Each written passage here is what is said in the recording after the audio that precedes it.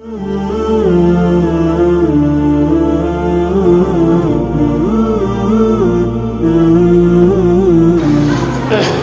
berkorban untuk orang-orang yang meninggal. Muka biasa bagi kita yang hotel mana ada berkorban. Maka yang lebih baik beda pre hotel meninggal itu. Sebab miagopnya naya itim berkorban nah hana.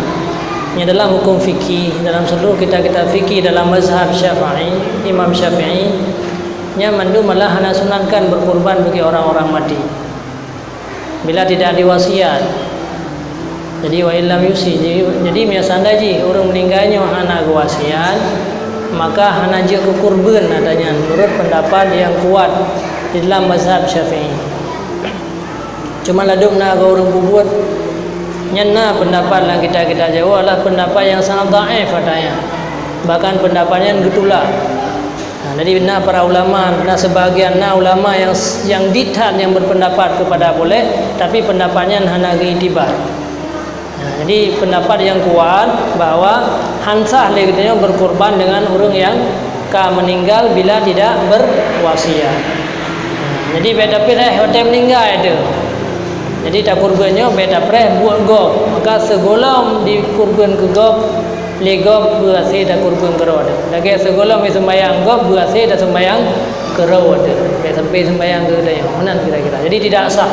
Pendapat yang kuat tidak sah. Mana ada dengar-dengar kau yang tukang pegah nasa. Nah, tulis dalam kitab Jawa yang pegah wakilah. Itu pendapat tidak diiktibar dan tidak boleh dikembangkan adanya. Haram hukumnya. Karena pendapat nasa. Lagi tanya musyawarah dalam masyarakat. Nah, tidak orang yang berpendapat. Tapi pendapatnya hana diiktibar.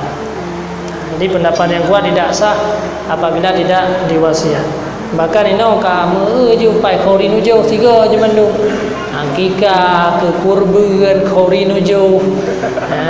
Yang kadang biasa terjadi pada yang lain. Ai mia khori nujo nak pula akikah sapat kan. Tapi mia kurban dengan akikah harap sapat sah. Jadi pendapat Ibnu Hajar tidak sah harap sapat habo kami nyan ke kurban nyan ke akikah tidak sah.